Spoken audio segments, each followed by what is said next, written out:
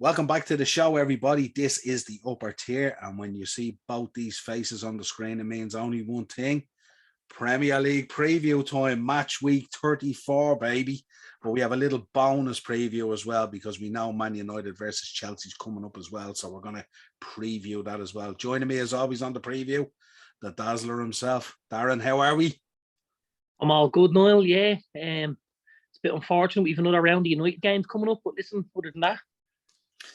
Hey, when the games come thick and fast, sometimes that's how it suits you, so why not? Yeah. It's not often we do a Premier League match week preview and one team has two games in the single preview. I think this is the first time in the history of the podcast it's happened, actually, believe it or not. It might be, yeah. Anyway, let's start. Thursday night, 8 p.m, Man United versus Chelsea.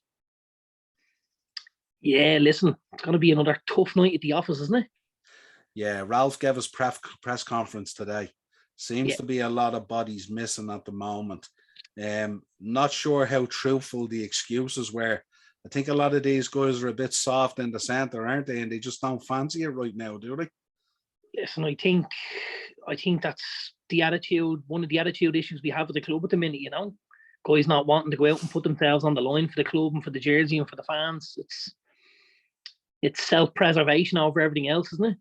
It's very, very sad, if I'm honest, Yeah, I was concerned today when I heard Jadon Sancho is out because of tonsillitis, and you know what I mean. And I wouldn't question the kid either. No, to me, but like if you're in the midst of trying to still achieve something in terms of credibility and potentially a top four, I know you'll turn around and go, I think that's well gone. It's right? Well gone. That ship sailed. But I mean, to gain some sort of credibility, and especially a guy like him who's a young lad, I mean, he's going to be there for the next 3 to 5 years. You know what I mean? So he should be at the forefront out there, and you go, yeah, I might have a bit of tonsillitis, I might have a bit of a sore throat, but you know something? I'm going to get out on that pitch and I'm going to give it a fucking go. Yeah, listen, I feel like sometimes when you have a knock or when you have something like that, it's a bit different. I feel like with illness, they now won't let you out on the pitch when you're ill, for multiple issues. We know now when our bodies are depleted and when we're not at 100%, we're more susceptible to injuries, to muscle strains, to pulls. And if the kid has got something like that, it's very easy for him to maybe not be taking the fluids on that he needs. For all of these little things, I completely get where you're coming from. It was kind of today, if you looked at the press conference today, Ralph didn't convince me. He didn't convince me that this boy was sick enough that he couldn't put a shift in for you. Even spring him from a bench or something for half an hour or something. You know what I mean? It's soft, isn't it? It's not the United way. No, but I mean, we shouldn't be surprised that it's not the United way at the minute. Nothing has been the United way for a long time at United, unfortunately. And that's something we're just going to have to try and rectify. But I picked him out, and I didn't want to necessarily single him out because a lot of players were mentioned in the press conference. Yeah. But this is a lad who has committed his future to United for 5 years, say, you know what I mean? And it's a reasonable chunk of his career. So he has a vested interest in something turning around there, you know what I mean? Absolutely. And I was just thinking, if that was going back to the United side of the 90s and the 2000s, and I never want to dwell on that either, Roy Keane would walk out on that pitch with a spear in his back. You know what I mean? And it's he would, but there's not many Roy Keanes either. You know what I mean? I know, but Nicky Butt would have done it. I don't like bigging the guy up because I'm not a huge fan of Roy's, so I don't like bigging him up. But Roy was a bit special in that sense, To be honest with you, I have a much bigger problem with the likes of Edison Cavani, who hasn't been able to pull on a jersey for United for weeks and months, and never misses a Uruguay game. He's checked never misses a Uruguay game. Doesn't fancy it. He's checked out. Doesn't give a damn. Checked out. No. You know what I mean? Dreadful. Doesn't give a damn. Chelsea obviously, got the win the weekend. Wasn't pretty, but they did enough to get over the line and stuff like that. Yeah, and that's all it's about at times, And you're looking at it as well, isn't it? This is a good time to play Chelsea. They're kind of flat, aren't they? They're flat in their play. And if I'm honest, I didn't think your United were as bad as the result said on Saturday. I genuinely didn't. And I'm not going to be one of these people that comes out and complains about A, B, and C. I just think the scoreline flattered Arsenal a little bit. I think we were very much in that game. Especially second half. First 20 minutes of the second half, you were very good. Yeah, and I just thought, we could have won the game. I spoke to you afterwards. I said, if we play that game 10 times, I don't feel like we win it or we lose it very often. I really don't. But it's one of them days, and sometimes just things conspire against you, and we didn't get the result, and that's fine. Again, I'd expect another performance tomorrow night, but I just feel like we're getting so far down the pecking order of what's available player-wise. I don't think we have enough to go up against Chelsea, if I'm honest. I was talking to United fans the other day, and I put this to them 2 days ago, and I asked them, I said, if you were able to get a point against Chelsea and you were able to take potentially 3 against Brentford and 3 against Brighton, that's 7 points. Does that put you in around that again, when we know that Arsenal on any given day can absolutely collapse? We know that Spurs can be so Spursy.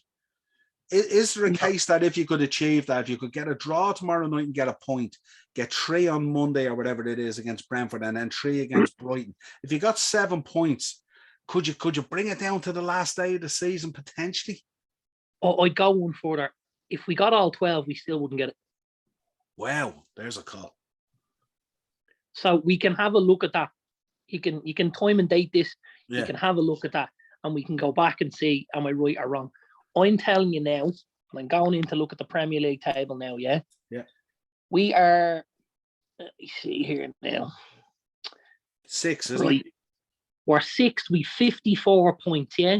Yeah, and 60 is in 4th, isn't it? Well, 60 is in 4th, so we're 4 points behind Spurs, they have a game in hand. And we're 6 points behind Arsenal, and they have a game in hand. If we finish the season on 66, we still wouldn't get top 4. Really? Yeah. That's how confident you'd be in Arsenal and Spurs seeing out the season and picking up the points. Picking up, the 6 or 7 they need from 4 games. No problem to them. Now, what I will say is, I know if they play each other, could be a marriage of convenience there, a little draw, might suit everybody. But, yeah, absolutely. I don't think we're anywhere near it. And I mean, for it to come down, this happened to us a few years ago as well. For it to come down to this, when we've thrown away so many points throughout the season, and when we've lost games to sides that we shouldn't have lost it, I firmly believe, as bad as we've been this season, we could have had 3rd place stitched up at this stage. Yeah. Certainly when you look at over the last 3 months anyway, you've easily pissed away 13, 14 points, haven't you? Absolutely. Easily. That you shouldn't have. And listen, never that's not to say that other sides haven't. We know, Spurs have been Spursy, Arsenal have been Arsenal-y. But the law of averages. Yeah, Chelsea for me are the best of the rest in the league. I said that the other night. Chelsea they're the 3rd best team in the league. Yeah. Liverpool and City are on another galaxy. In another stratosphere. Chelsea are slightly ahead of United, Spurs, and Arsenal. And that's where I see it at the minute.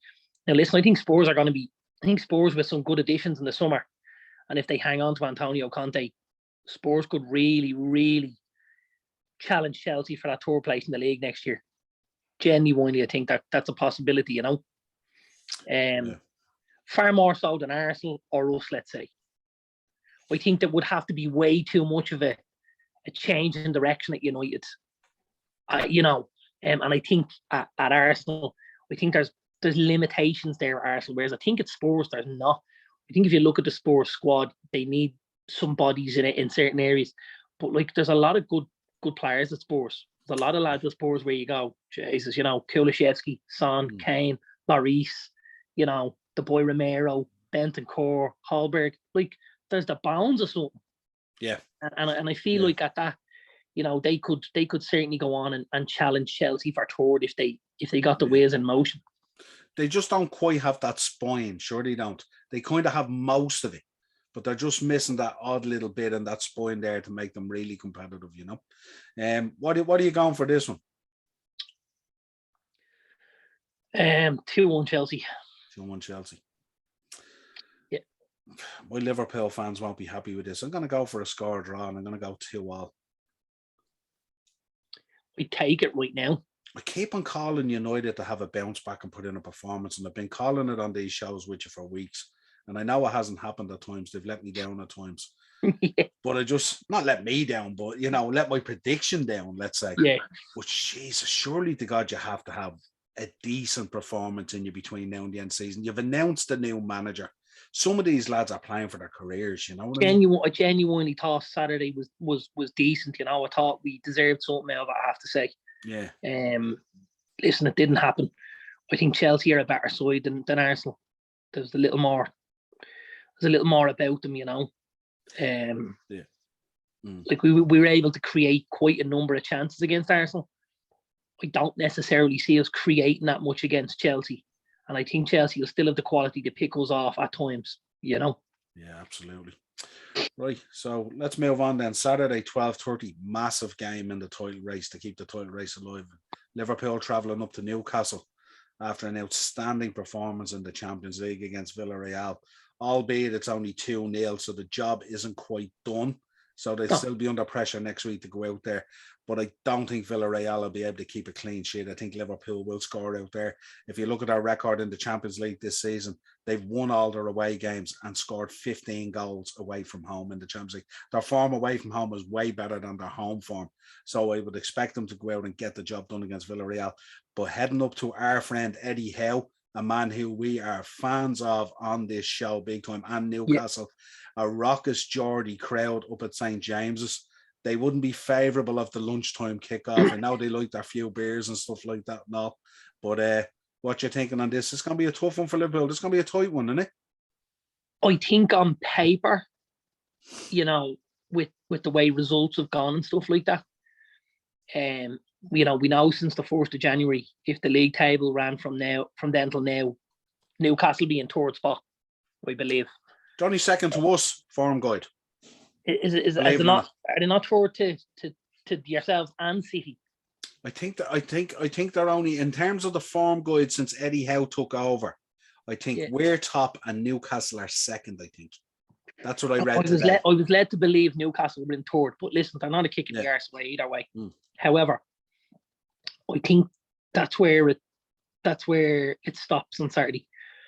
I think Liverpool will go out and might just put a performance on, because I think they understand there's a necessity for a performance every time they step on the pitch now. They're all cup finals. Everyone. They're all cup finals. And I think the lads will be relishing it. I think the atmosphere will be absolutely terrific.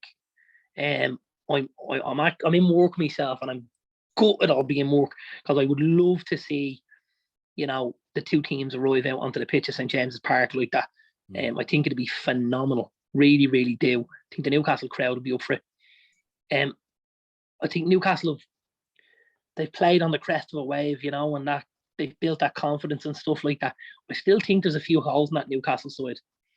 And I think Liverpool might just be able to find them holes when they need to. And again, as you say, I think even if this was in Anfield, I'd possibly fancy Newcastle a little more, because I feel like maybe then they'd get more of an opportunity to maybe catch us on a counter-attack. Whereas up there, I feel like they'll have the crowd behind them. They'll feel like they want to come out and start playing football and picking you off and stuff like that. Open up for us. And I think they'll be a little bit too open for you. And I think you'll just pick them off. And I'm going to say 3-1 Liverpool. I take your hand off for that right now. That put us top of the league again. And with Man City playing Leeds, we'll get into it later on in the evening game. Very, very interesting this weekend. Aston Villa versus Norwich. Stevie has kind of, the wheels have fallen off the cart, really, haven't they? Yeah, they've struggled a little bit, I suppose. And listen, you're always going to hit a lull after that new manager bounce and stuff, and guys finding their feet still. And, it'll be huge how they start off the season after they make the changes and stuff like that. Because I expect them to make changes in the summer. Yeah. I do think they'll have more than enough for Norwich, though. Yeah, 100%. And this will 100% be one of the bets I give you on the Beat the Bookie episode. This will definitely be. I'll definitely be going for Villa in this, I have to say. And I think they might just do it with a little bit of style, because I feel like they've played okay at times in the last few weeks, haven't been rewarded necessarily, and I think you might just see them open up a bit the weekend. I'm gonna go I'm going to go Villa 4-0.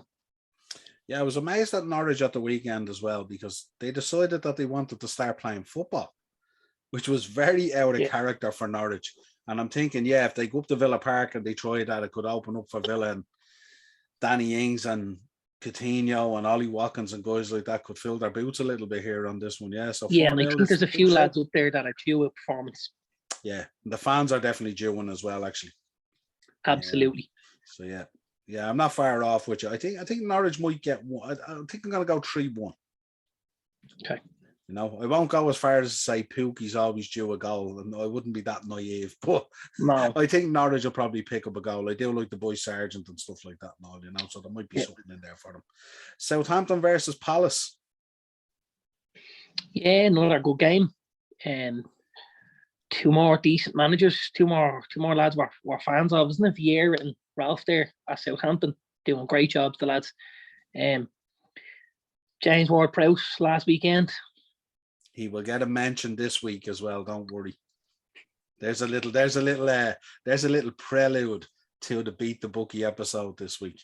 Sunday we were doing a little bit of work around the house, you know, and the young fella says, "Oh, wonder what score the game is." Bloody blah. And he looked in and he says, "Oh, it's 2-0 to Brighton." I says, 2-0 to Brighton, is it? So at that point, you were taking out the phone, typing out the WhatsApp message to me about James Ward-Prowse, as you do. And I'm thinking, and then the next minute, I looked in again. I says, "Oh, it's 2-1. I says, Ward-Prowse. And straight away he says, "Direct free kick." I says, "Hang on, I'll have a look." Read it. I says, "Direct free kick." He goes, "No way."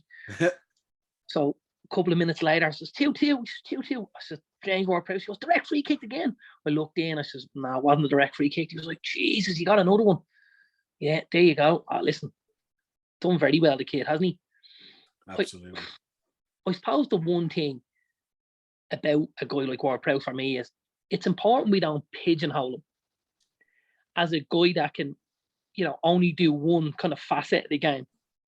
Like, yes, his delivery from corners and free kicks is phenomenal.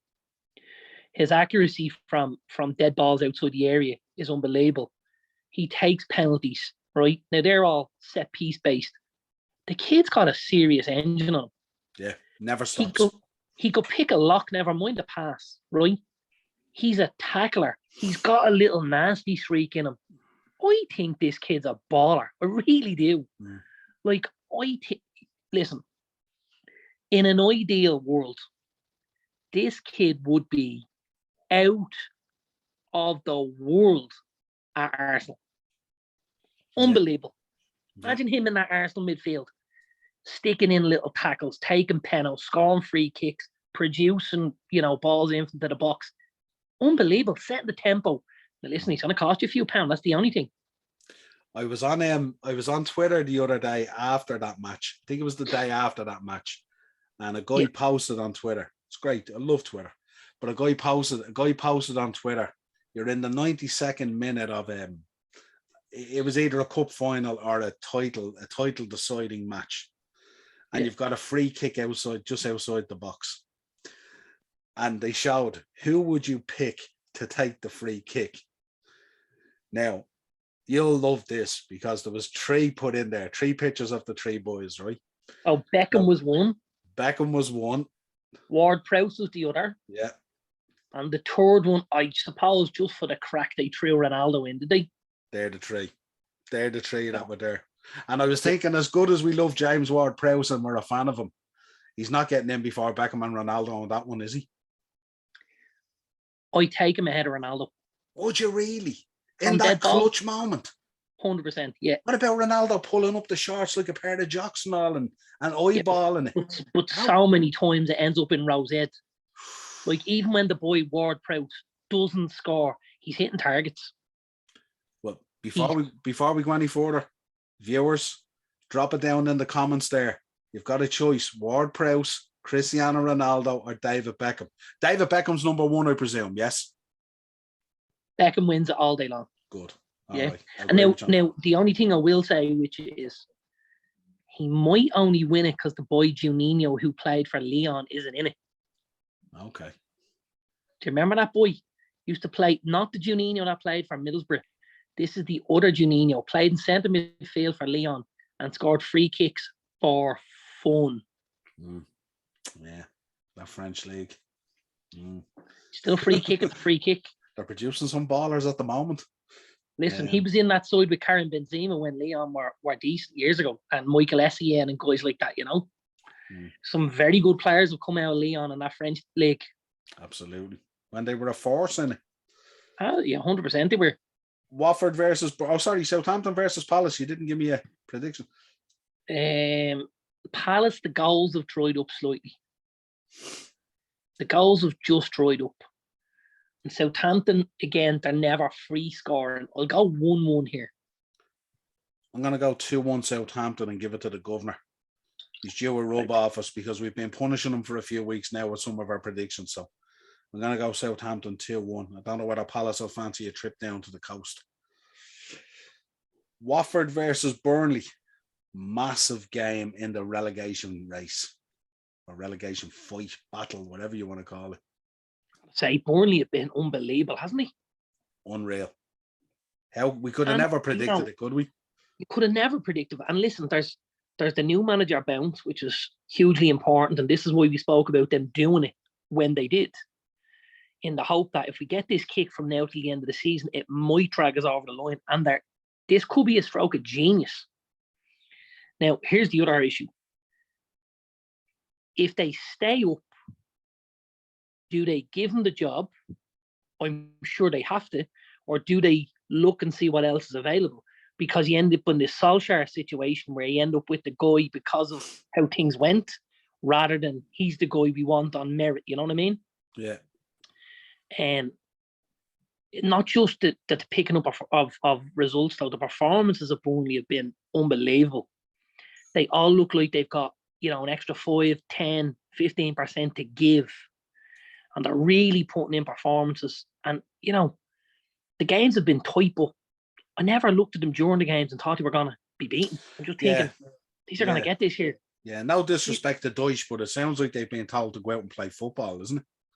Yeah, and another thing I will say, actually, and I know they missed him earlier on in the season, but last 3 or 4 games, he's really shown up. Big fan of his, the boy Nick Pope. Yeah. He was unbelievable last weekend with a couple of the saves he made. And we know he's been involved in that England squad over the last couple of years, other than being injured. I know there's a lot of clubs hoping Burnley maybe slide into League One and they can get themselves a Nick Pope on the cheap, maybe 20, 25 million, But fabulous goalkeeper, can do it all, He's a big guy as well, isn't he? He's a big guy as well. Big guy, kicks well, he distributes, he's a good shot stopper, he's a good goalkeeper, Nick Pope, really, really is. Yeah, I think people were calling, he probably should be in around England's number 1, really, when you look at the form of Pickford, really, isn't he? Well, I think only for the fact that Burnley are so low down the table, he'd be England's number 1 for me. It's hard if you're an England number 1 to be going in there 18th in the league table, isn't it? Yeah, I'd be going on the phone to Southgate and I'd be saying, I'm actually above Pickford at the moment. You know what? I think at the minute, the boy Ramsdale probably trumps both of them. Yeah, absolutely. Yeah, absolutely. It was a huge save last week at a crucial moment from the low when he popped one onto the post. I think with Pope, he goes about his work. He's less emotional. Yeah. And I think sometimes that emotional can be really good and fans love it. But other times it can make you look like a total ass. Yeah, well, I mean, you look at the United game last weekend and Ramsey was very close to giving a couple away with the distribution and stuff like that. And he's extremely animated. Pickford's very similar. He's very emotional like that. He's banging things and he's kicking the ground and the post and everything. You just think, just concentrate on what you're doing. And that's Nick Pope. Nick Pope goes about his business and you wouldn't even know he was on the pitch unless they're saying another save from Pope. Pope, you know what I mean? Yeah. Very calm. Just he's solid. In control. Yeah, I have to say. I imagine Pope would probably slide into a much bigger side a lot easier because you wouldn't have all those ups and downs. I think he plays on a really level and even keel, and I think he's a great goalkeeper. I'm gonna go Burnley on this because I just think things are gonna get. I just think things are really gonna get close here for Everton. They really, really are. And if I'm an Everton fan, I don't know where the next points are coming from, which is scary, you know. Yeah. What are you going 2-1? Yeah, let's go. Oh, let's go 2-0 Burnley. 2-0, clean sheet as well. Wow. Yeah. Interesting.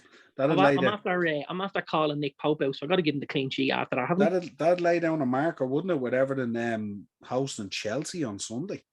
That'd be very interesting. It's amazing the way the gap would have switched then, where Everton had opened up the gap with the win over you guys. That's right. Now all of a sudden Burnley with these two results. So I'm saying it's so crazy down there, you know?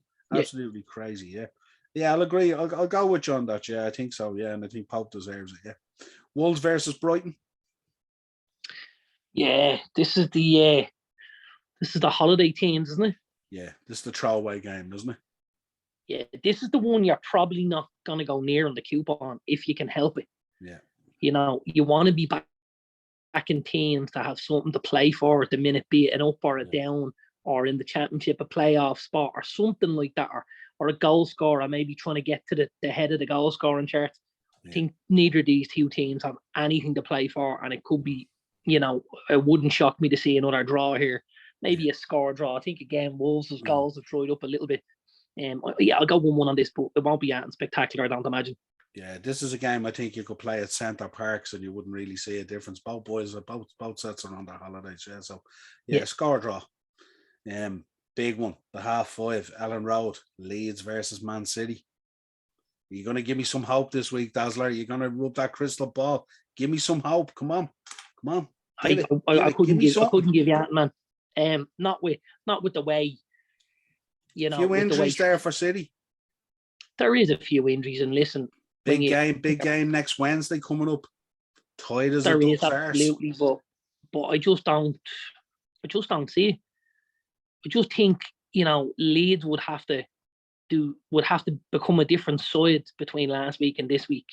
What we've seen on the Monday Night Football and what we've seen on, you know, what we see this Saturday evening, I think they would have to have too big of a turnaround. If you look at Leeds Monday night against Palace and you look at City, you know, Tuesday night against Real Madrid, who's your money on? Yeah, the only thing I would say to you though is if Burnley beat Watford, that's a very tight gap then between Leeds and Burnley. Nah, Leeds are all right. Leeds won't look at a City game and think this is where we need to win. Leeds will be okay. Leeds will stay up for now. Only because neither of the two teams, Burnley or Everton, will pick up enough points to jump somebody, you know. But no, I don't think this is the one you guys are hoping for. I think this is... Dazzler, you're not helping me here. I'm running out of games. I'm running out of weeks, pal. This is the problem. Give me something.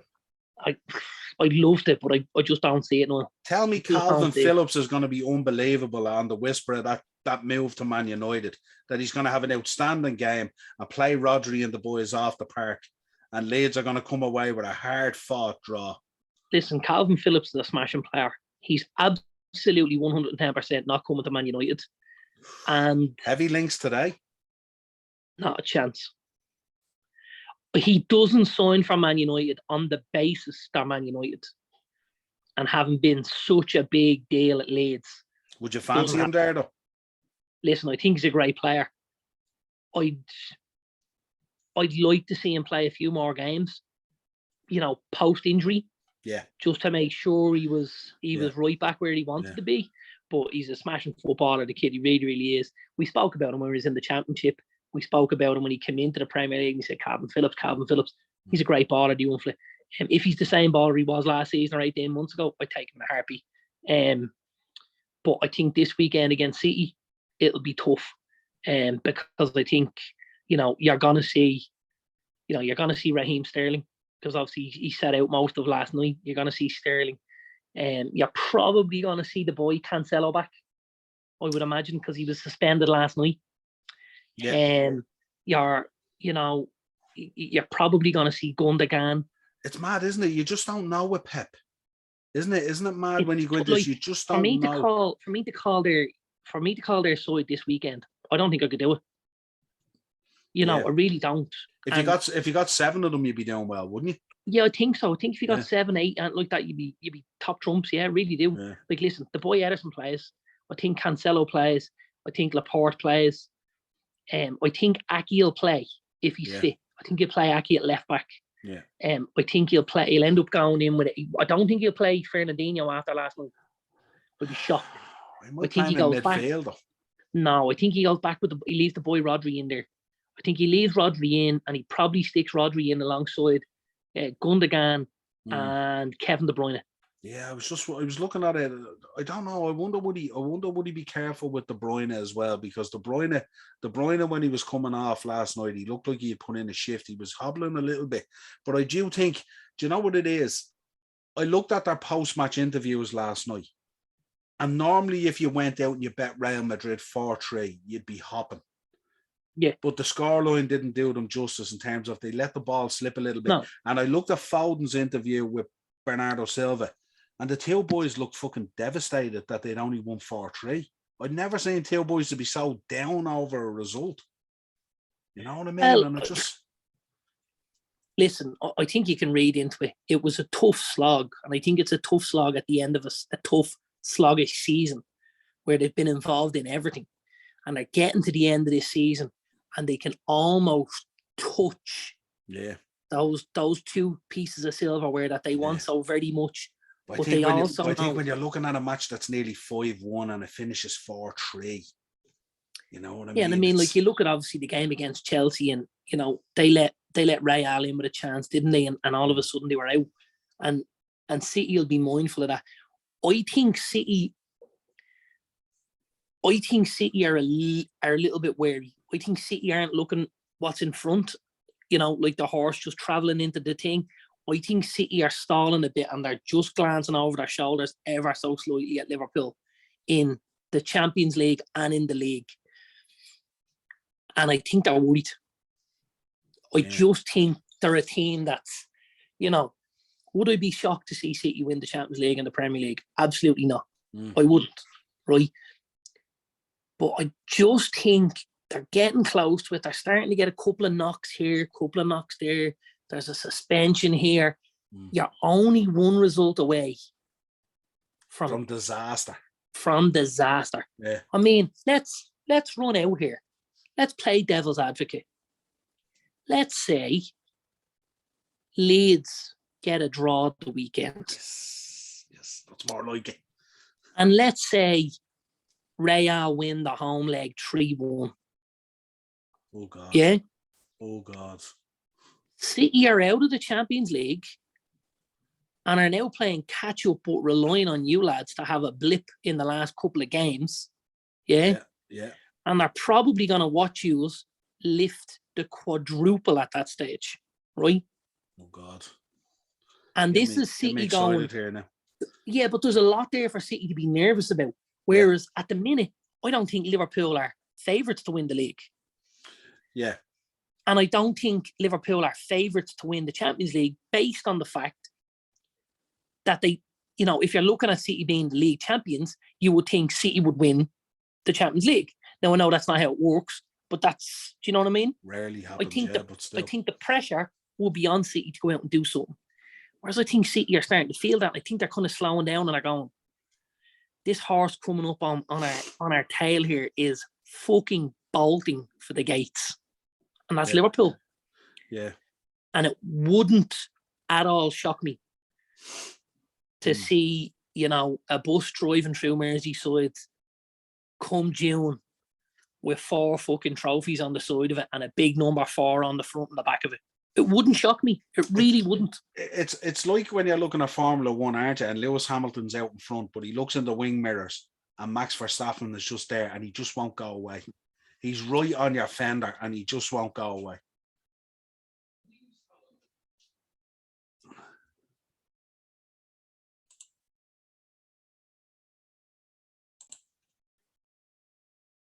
Yeah, and I mean, you know, don't forget that world championship that Max won was won on the very last corner of the very last race of the season. And this could be something that Man City are seeing in their dreams or in their nightmares, that they're going to lead out. They're going to lap people very early on.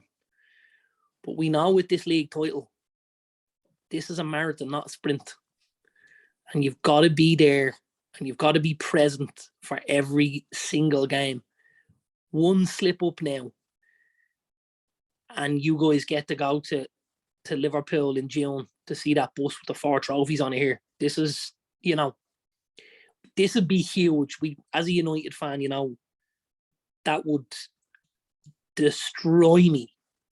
I have to tell you, and I will hold my hands up and I will tell you it will destroy me, because we get to lay claim to being one of the best sides of all time with the treble and stuff like that. If Liverpool win the quadruple, it's like a really, really bad game of poker. The chat about the treble is no more. Where you pull out, 4 kings, and the bloke right beside you says, it's all right with 4 aces. Yeah. Yeah. Yeah, no, it's an interesting one. I am slightly worried, I have to tell you. I am slightly worried. Imagine the pressure of going into next season knowing that you have to try and win all 4 again. And to better it and go invincible, maybe. The only way you can better the quadruple is the quadruple and go invincible, and maybe throw in a Super Cup and a World Club Cup or something like that. But it's like I could definitely sit back as a Liverpool fan and go, I don't need anything else. We're done. I could spin that slightly differently. How do you be the guy that comes in after that? Yeah.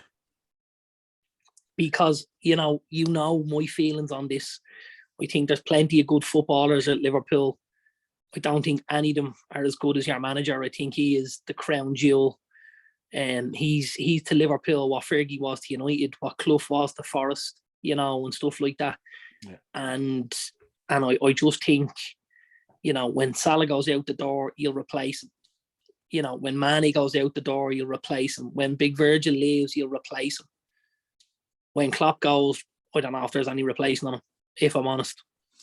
Yeah, because he's the guy who's making those big calls and those replacements, isn't he? And that's the concern. Everything. He's everything. Yeah. Yeah. That's the concern. Anyway, we won't dwell on it for now, because you're at the foothills of Mecca. We're at base camp. We're on base camp at Everest Mecca at the moment now, and we're pushing for that last push up. Yeah. Absolutely. Come on, give me hope here. 5-1 City. 3-1 City. Okay. All right. I'm going to go for, I have to keep on calling these as a draw. I have to do something. I'm going to call it 1-1 and Rafinha in the 92nd minute with the equaliser. That's what I'm doing. And if I do that, I'm going to be arrested on Saturday night, because I'm going to run around this estate absolutely starkers. If that happens, there's no doubt about it. Let's get. And if anyone wants to see that, we'll drop your address into the comments. Yeah, we'll put the link to our Only Wrestling Fans page. Let's get into Sunday. The Battle of the Blues, Everton versus Chelsea. Yeah, this is tough for Frank, isn't it? Is Agent Lamps going to be able to get a performance out of Everton? Another one against Chelsea that he did against United?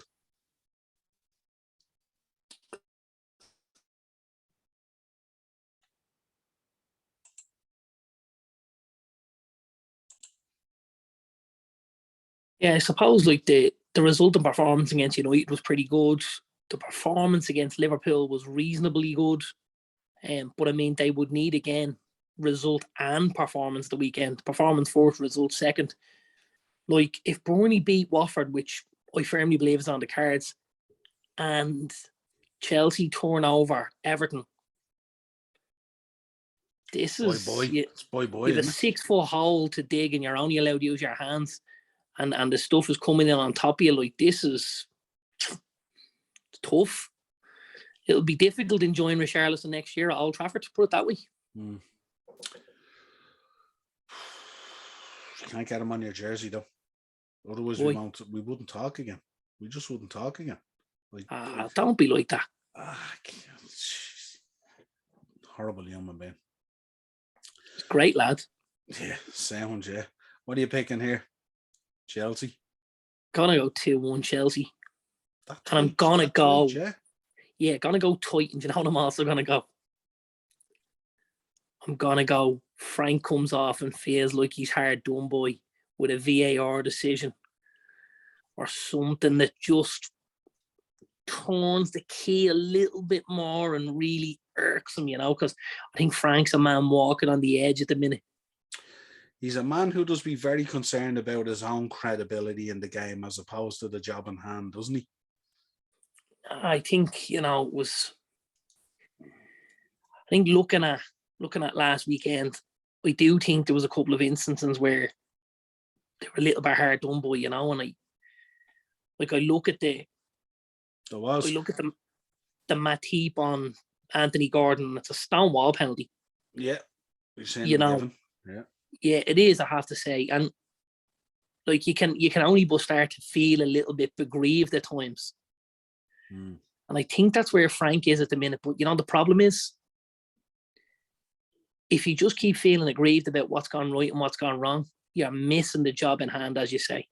And that's when you've 4 games left, can't do that. I heard Sam Allardyce on TalkSport today, and they asked him what did they think it would take to sort it out. What would he do? Yeah. And he had a very different view to the way they're going about it at the moment and all. He says he doesn't know whether I got the feeling he felt that he doesn't know whether it could be resurrected at this stage, that it might be gone too far. Yeah. And for a man who's been in a lot of these battles, he'd be a decent judgment, albeit the West Brom was a bit crappy, but still, he's been there before and he knows what it takes. The West Brom thing wasn't as much as how things went on the pitches, how we left so unmagnanimously towards the end, and the way he spoke about the club and stuff like that. That's where he dirtied his bid. But don't forget Big Sam who takes bungs from fake shakes. Yeah, it wasn't necessarily the book. It was more the final chapter that put the dagger in, really. Yeah, absolutely. Yeah, I think I'm going to go for a Chelsea win here. Yeah, the only thing I'd be concerned with in this one, Chelsea have had an awful lot of bad luck recently with injuries and stuff like that. And I don't know. I just wonder, could they lose a few players in this? With a cup final coming up, I wonder, would he ring the changes? You know what, though? I know you were saying to me, but you know what's going to happen, don't you? Go on. They'll play our friend, won't they? Can you imagine? Oh, jeez. They'll play our friend and he'll score a couple and bury the Blues that he used to play for. Jesus. Yeah, imagine it. If that happens and I'm Michael Keane or Godfrey or one of those guys, I'd find a new career. Actually, if I was a defender and I conceded to Lukaku, I'd find a new career. Current Lukaku, not Inter Lukaku. He's going into my beat the bookie bet this weekend. Oh shit! Jesus, there you go. We're going to look forward. There you go, folks. Look forward to that. That episode. Tottenham versus Leicester. Another massive one in the top 4. Another big game. Obviously, Leicester have to play still. Tomorrow night, don't they? That's it. Rodgers versus Mourinho. Should be great. Really looking forward to it, I have to say. Yeah. Although, I think this might just be a bridge too far for Leicester. Tottenham or Roma? Roma. Or both. Or both. Well, yeah, I think it could be both, because here's what I imagine will happen. I think Roma will do them in tomorrow night. And I think he'll decide to rest a lot of players the weekend in order to try and give themselves a shot at the second leg. Spurs will turn them over and they'll put in a reasonable performance in the second leg, but still go out and have nothing to show for anything. Jesus. Does Mourinho do the run down the sideline? No, but Mourinho probably picks up the trophy at the end, doesn't he? No, but it is Rodgers, so there would be history. I don't think he'll go that far. But are you asking me, are Roma going to lift the trophy? I would imagine they will, yeah. Jeez, it's going to be interesting, isn't it? So Tottenham versus Leicester, you're going with Tottenham? I'm going with Spurs. And I'm going with... we've spoken, I read an article today about, how Leicester have managed to turn a corner of late and how it was down to our boy Wesley Fofana. And I said, it's like someone listens to our podcasts. They've literally written what we spoke about for the last number of weeks. I think he probably doesn't play this weekend because they don't need him to play against Harry Kane, Kulusevski and Son, and damage the confidence, going into the game against Roma next week. So I'd say to give him the weekend off. And I think if you play Soyuncu or, and Daniel Amartey or anything like that, I think Spurs go to absolute town on you. So safely to say then, Kane might be joining Big Rom in your bet this week and beat the bookie, I'd imagine. Yeah, absolutely. I think I'm going to go for, what did I call on this, I wonder? I think I might have called it a draw, but I was concerned about the European tie first. Yeah, so I'm going 3-0 Spurs. 3-0, yeah. I think Leicester will score. Maybe 3-1. Tottenham to win and both teams to score. That could be the one. Might be. The Super Sunday, the Hammers versus the Gunners. Another big one in the top 4 race. This season is incredible, isn't it? With all the races that are going on and the battles and everything, The only thing about these races is I'd love to be in one. I'd love to be in one of them races for something. Even the relegation race do at this stage. I'm just, I want to have something to play for. And at the minute, unfortunately, we don't. You'll be back. You'll be back. We'll be in the relegation one next year, probably. As Arnie said, I'll be back. Listen, I think the Hammers will do this. I have to be honest. Really? Yeah, and I know, we look at last weekend, and they send out the second team against Chelsea. They do, no two ways about it. They make an awful lot of changes. And just towards the end, Chelsea grind them down and get the win. I don't think Arsenal have it to grind them down like that. I really don't. And I think Moyes won't want to slide too far down that league table. He'll want something to hang on to from this season if they're not going to necessarily win a Europa or something like that, or a conference. The game against Frankfurt would dictate it, wouldn't it? The result against Frankfurt it'll dictate part. Will dictate it, yeah. Yeah, it will, absolutely. But listen, I think we could see one of those really awkward days where the Hammers are at home and they're making it very tough for an away side, like they've done throughout this season for teams coming to that Olympic Stadium. I'm going to go West Ham 2-1.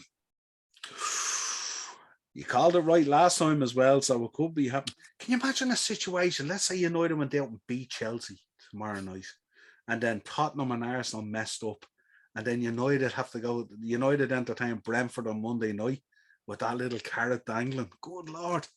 Yeah, I don't know. I think this is another one. I think this is going to be a draw. I think it's going to be a score draw, and I'm thinking 2-2. Okay. I think there'll be a few goals in it. A few goals. So we'll round out then Monday night, Man United versus Brentford. Yeah. I'm not even looking forward to this, if I'm honest. No one looks forward to playing Brentford. They're tough. They're a tough outfit. They're a tough nut to crack. And plus, when you play at home and stuff like that, the pressure is on you to go out and perform. And I don't know if there's much left in us. This is, if I'm right, the Brentford game's our last home game of the season. Sounds right, yeah. Yeah, we've Chelsea tomorrow night, and then we've Brentford on Monday night. The lads will want to finish out on some sort of a high and give the fans something to go away with, for next season. But I don't necessarily see it, if I'm honest. You could be picking up the LDV vans. We beat Brentford at home. Last home game of the season trophy. We could be picking up the LDV. We just had our arses handed to us by Brentford in the last home league. Ivan Toney and Christian Eriksen, good Lord. Absolutely. I mean, who wants to play Brentford right now? Well, there's a couple of teams I could mention, but I'm not going to mention them. But just listen, I definitely don't want to play Brentford the way they're playing at the minute. Yeah. They look solid at the back. They're good in the midfield. They've got attacking options up front. Only for a couple of phenomenal Hugo Lloris saves the weekend. They beat Spurs as well, let's not forget. Absolutely. Yeah. I know they're not as good away from home. They're a little bit rickety. And if they try and get a bit expansive, we'll pick them off. But they'd be up for the game against United, though, wouldn't they? Everyone still goes there absolutely. Up for the game. Yeah, except United. But listen, let's Oh, go on, let's go 2-1 United. Finish on a high. 2-1 United again. Yeah, I don't know. I don't know what to think on this one. Heart would go with Brentford, but head is saying United. Yeah, they do have to put on a performance. Last game for the fans and stuff like that. Absolutely. Yeah. I think United. Yeah, United. I'm gonna go United 3-2. Yeah, what wouldn't shock me the way things have gone. Obviously the Spurs game at home 3-2, the Norwich game at home 3-2, and because it's the last game at home in front of the fans, you'd expect Ronnie to get the winner, wouldn't you? Yeah, kind of written a little bit, isn't it? You'd be happy showing enough for himself that, into folklore. Well, I wouldn't go that far now. But what about Ericsson? Is Ericsson going to be at Brentford next season, or is he going to move a couple of places up the division? Let's say with a move. Quite a lot of talk around him moving to Manchester, isn't there? There is. That's why I wanted to get your opinion on it. We haven't started our transfer show, but still. Listen, spoke about it before. With the kind of overhaul that's needed at United, picking guys up on the cheap or on the free is going to be extremely important. Now, if you look at midfield where we've struggled a lot this season, you couldn't do much better than Christian Eriksen on a free.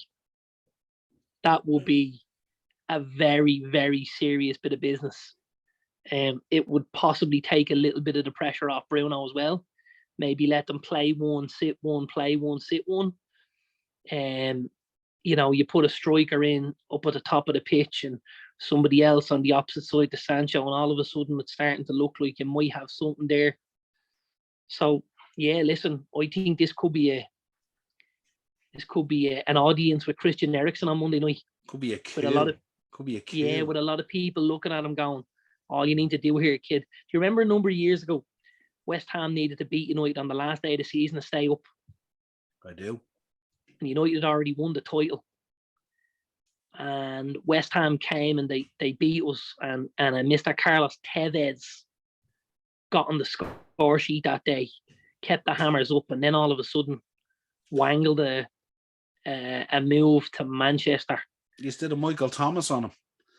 I wouldn't be surprised if the same thing happened on Monday night, if we saw a little cameo performance from Mr. Christian Eriksen, and then maybe, a couple of weeks after the season is over, you see him all of a sudden sign up under Eric Ten Hag to play in that Red United jersey next year. Interesting shout, yeah. You could go down the tunnel on Monday night and take a sharp left instead of a right, to have a chat maybe and an old cup of tea or a glass of wine with cup Ralph. Of tea and a chinwag. Yeah. Anyway, this has been your Premier League preview, match week 34. Certainly going to be a pivotal week, as they all are, but this is going to be one that could really lay down a marker in terms of the title, the top four, and the relegation battle. So everything's up for grabs with all these teams, and they're all going to be some are going to be back from European endeavours.